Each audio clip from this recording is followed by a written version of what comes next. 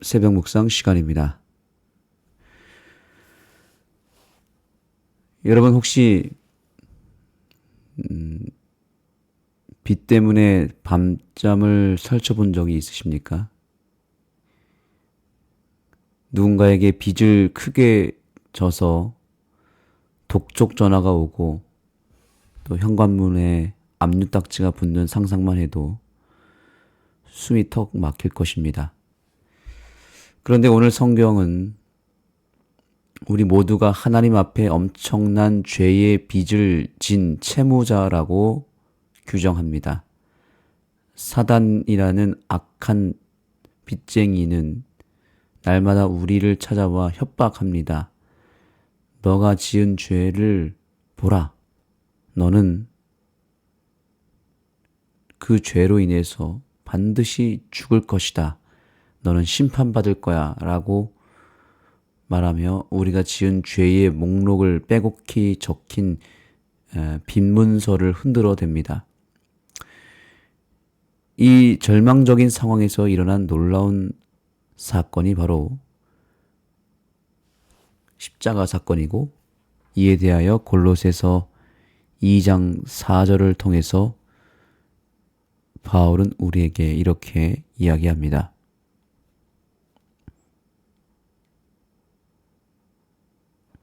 골로새서 2장 14절입니다.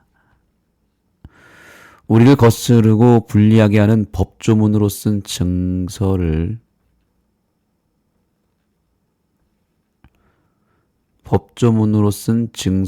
지우고 제하여 버리사 십자가에 못 박으시고. 이 장면을 한번 상상해 보시죠. 예수님께서 십자가에서 사단이 흔들고 있었던 우리의 죄의 빈문서를 낚아채신 것이죠. 그걸 가져가서 당신의 손과 함께 십자가 위에 놓고 대못으로 쾅쾅 박아 버리셨습니다. 십자가에서 흘러내린 예수님의 보혈이 그 빈문서에 적힌 우리의 추악한 죄의 기록들을 하나하나 지워버린 것입니다. 지우고 제하여 버렸습니다. 그리고 십자가에 못 박아서 이제는 이 죄에 대하여 완전히 끝내버리셨습니다. 그리고 나서 예수님이 숨을 거두시며 외친 마지막 한마디는 무엇이었습니까? 다 이루었다 라고 말씀하셨습니다. 다 이루었다. 과연 무엇을 이뤘다는 얘기고 왜 거기서 예수님은 그 한마디의 말, 다 이루었다라는 말을 하시고 숨을 거두셔야만 했을까요? 다 이루었다라는 말의 헬라어는 테텔레스타이라는 말입니다. 테텔레스타이. 이 말은 당시 상인들이 영수증에 도장을 찍을 때 쓰던 말이었다고 합니다. 구체적으로 이런 말입니다. 지불 완료라는 뜻이라고 하네요.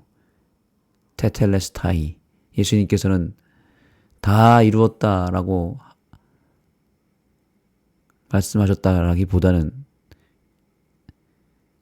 지불이 완료되었다. 즉 너희들의 빚을 다 갚았다라고 선언한 것입니다. 다 갚았다. 이것이 정확한 워딩입니다. 다 이루었다라는 뜻은 다 갚았다, 다 지불되어서 완료됐다라는 뜻이 정확합니다. 여러분, 예수님은 율법이라는 그 나라의 법을 없애버린 것이 아닙니다. 대신에 그 법이 요구하는 무서운 하나의 형벌 혹은 벌금이라고 볼 수 있는 사망을 당신의 생명으로 대신 다 갚아주신 것입니다. 핏값을 치른 것입니다. 그래서 이제 부활하신 예수님이 우리에게 오셔서 이제 뭐라고 말씀하시냐면 샬롬이라고 말씀하십니다. 샬롬, 예수님께서 제자들에게 부활하신 다음에 나타나셔서 제자들에게 평안하뇨? 라고 물었죠. 평안. 너에게 평안이 있을지어다 라고 말씀하셨죠. 그것이 이스라엘의 흔한 인사법 중 하나인 샬롬 아니겠습니까? 샬롬. 근데 이 샬롬이 그 뿌리를 거슬러 올라가면 샬롬은 샬람이라고 하는 단어에서 왔는데 이 샬람은 빚을 다 갚아서 홀가분해지다 라는 뜻입니다. 빚을 갚다. 그러니까 종합해 본다면 예수님께서 십자가에서 죽으실 때에 다 이루었다, 다 갚았다라고 말씀하신 것은 결국 우리의 죄로 말미암아 생긴 사단의 빈문서인 그 죄에 대한 목록과 그 죄의 결과에 대한 책임을 묻는 사단의 빈문서를 다 갚아버렸다는 것입니다. 십자가를 통해서 갚았고 그것이 예수님이 부활을 통해서 확정이 되었습니다. 만약에 예수님께서 부활하지 않으셨다면 갚았다 할지라도 그 갚은 것에 대한 효력이 우리 것이 될 수 없었습니다. 그런데 예수님이 부활하시고 그 빚을 다 갚으신 다음에는 어떻게 하셨냐면 이제 그 갚은 빚에 대해서 확인을 시켜주시고 그것이 이제 우리 각자의 인생 가운데 적용이 되고 그 탕감이 효력을 발휘한다는 것을 알려주시기 위하여 부활하신 다음에 제자들에게 나타나신 것입니다. 그때 하셨던 인사가 바로 샬롬, 즉 내가 너희 모든 빚을 다 갚았다라고 말씀하신 것입니다. 그 예수님께서 오늘 우리에게도 이렇게 말씀하십니다. 이제 안심하라. 내가 너의 빚을 다 갚았다. 너는 이제 자유다. 이렇게 선언하십니다. 빚더미에 시달리다가 해방된 사람이 가장 먼저 하고 싶은 것이 뭘까요? 그것은 바로 마음 편하게 두 다리를 뻗고 자는 것이죠. 쉬는 것입니다. 안식이죠. 그렇습니다. 안식은 오로지 예수님에게서만 받을 수 있는 것인데 예수님께서 우리에게 안식을 주실 수 있는 유일한 존재가 되는 이유는 그분께서 우리의 모든 죄값을 다 치르시고 탕감하셔서 영수증을 우리에게 주셨기 때문입니다. 그 영수증,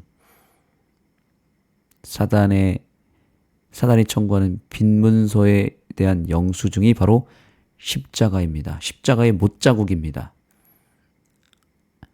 우리가 안식일을 지키는 이유는 벌 받을까봐 혹은 구원받기 위해서 구원 못 받을까봐 무서워서 혹은 의무적으로 뭔가 형식에 매여서 지키는 것은 아닙니다.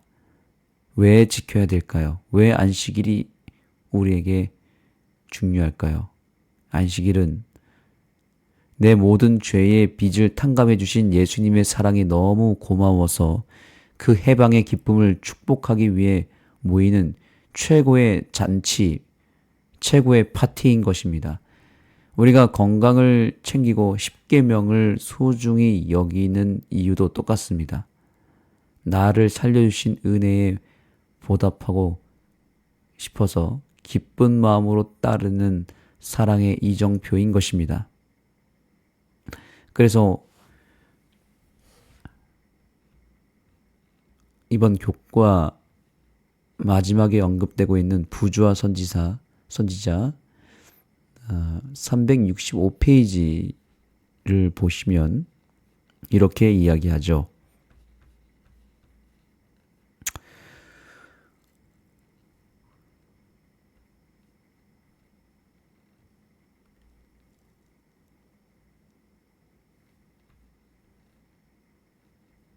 네, 여기 보겠습니다.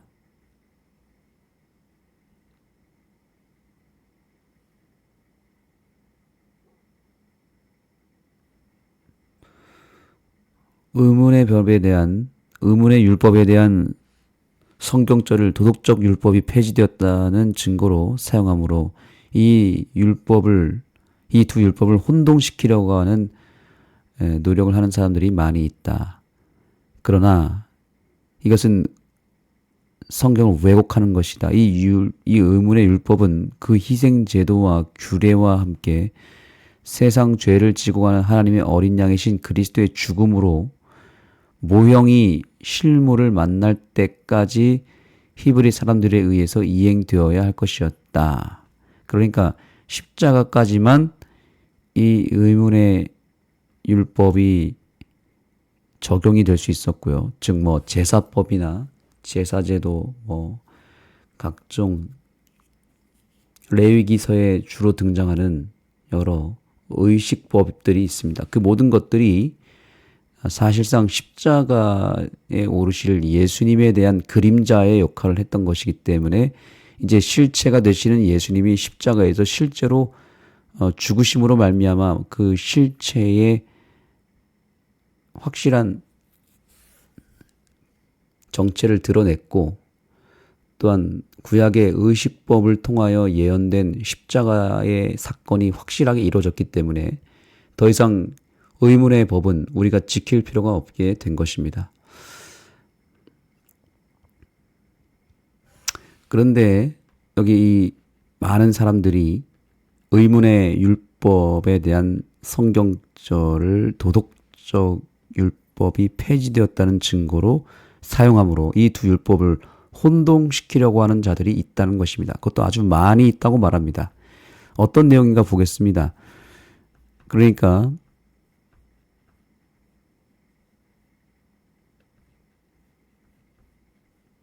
다시 본문으로 가보면 골로새서 2장 보면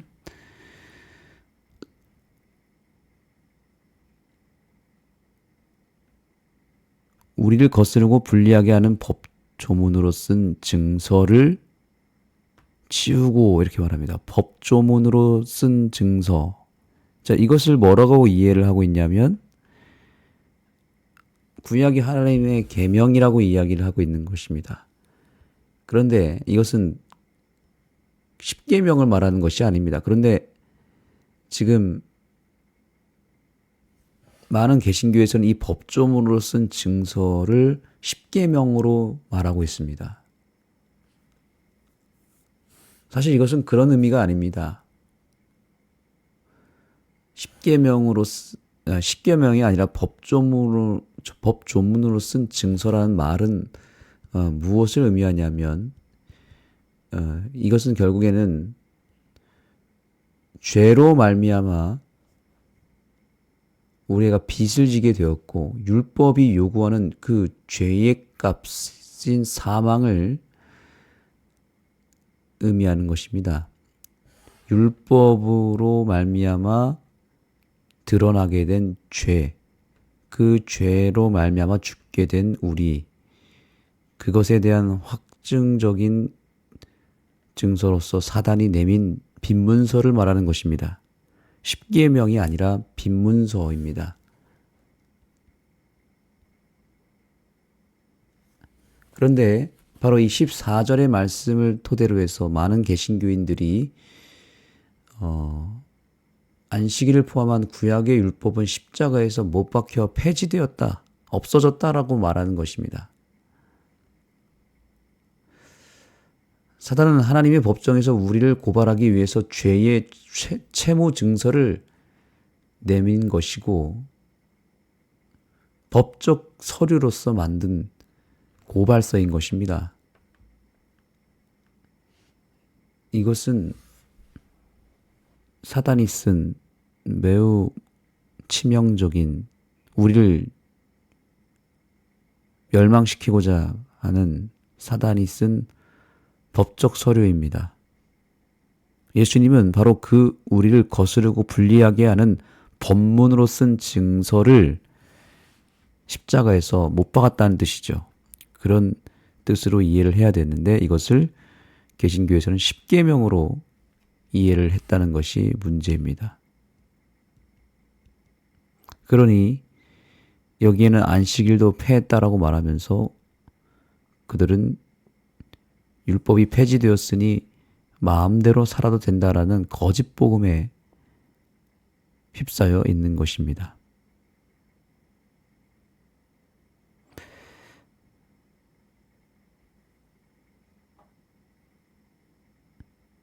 그것은 우리를 다시 죄의 노예로 만들려는 사단의 간계입니다. 십자가는 우리의 과거를 정죄하던 죄의 목록들을 지워버렸을 뿐이지 우리가 걸어가야 할 거룩한 이정표인 십계명을 지운 것은 절대 아닙니다. 오히려 그 십계명을 우리는 더 잘 지키고 하나님의 뜻으로 받아들여야 됩니다. 오늘 교과의 핵심 교훈은 우리에게 이렇게 권면합니다. 교훈의 말씀을 보겠습니다. 바울이 십자가에 못 박은 증서는 할례를 포함한 의식법이나 정결법을 지키는 것에 대해 염려할 필요가 없다고 한 것을 강조하려는 것으로 보인다. 그렇습니다. 결국에는 십자가에서 사라진 법은 할례를 포함한 모든 의식법이나 정결법에 해당하는 것이었다라는 것입니다. 그것에 대해서는 지킬 필요가 없고 염려할 필요가 없다라고 강조한 것인데 바울은 그것을 십계명으로 제시했다라고 말하는 장로교회 혹은 감리교회의 주장은 사실상 틀린 이야기인 것입니다. 우리 주님께서 지워버린 것은 십계명이 아니라 죄의 고발서입니다. 우리의 죄책감을 유발시키는 그 죄의 무거운 짐을 지워버린 것이 바로 십자가인 것을 잊지 마시기 바랍니다. 그러므로 십자가에서 저와 여러분의 모든 죄책감은 사라져 버렸습니다. 이제 빚을 탕감받은 자의 기쁨으로 주님의 남은 기별을 높이 들어야 합니다.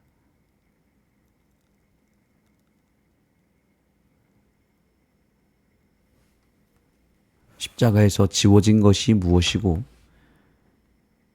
여전히 지우지 않고 우리에게 제시하고 있는 것이 무엇인지를 생각하게 되기를 소망합니다. 무엇보다 오늘 이 묵상의 질문처럼 우리의 모든 죄와 허물을 예수께서 십자가에 못 박으셨다는 사실을 한번 돌아보며 어디까지 그 죄가 용서가 되었는지, 나의 어떤 죄가 지워졌는지를 돌아보는 귀한 시간이 되기를 간절히 소망합니다. 기도하겠습니다. 하나님, 십자가를 통해서 우리의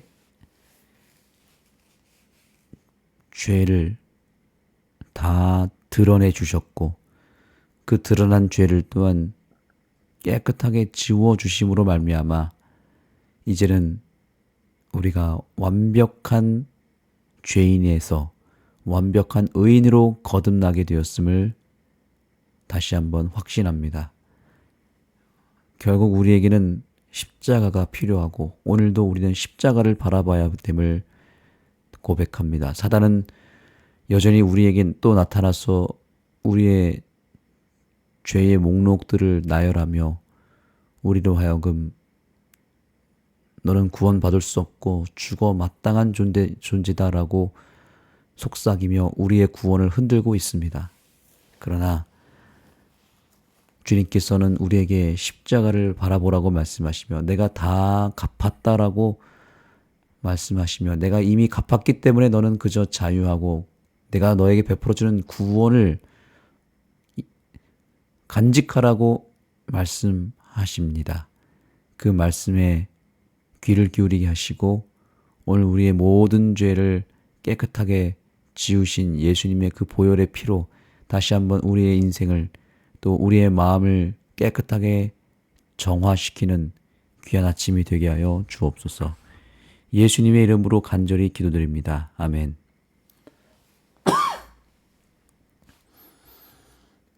이제 각자 개인 기도하면서 오늘은 특별히 십자가의 보혈로 지워져 버린 내 죄의 목록들을 돌아보며 나의 어떤 죄가 용서함을 받았는지를 깊이 생각하며 주님 앞에 진정한 회개의 시간을 보내고 또 용서의 기쁨을 통하여 올리는 감사의 시간이 되기를 간절히 소망합니다. 각자 개인 기도 하시겠습니다.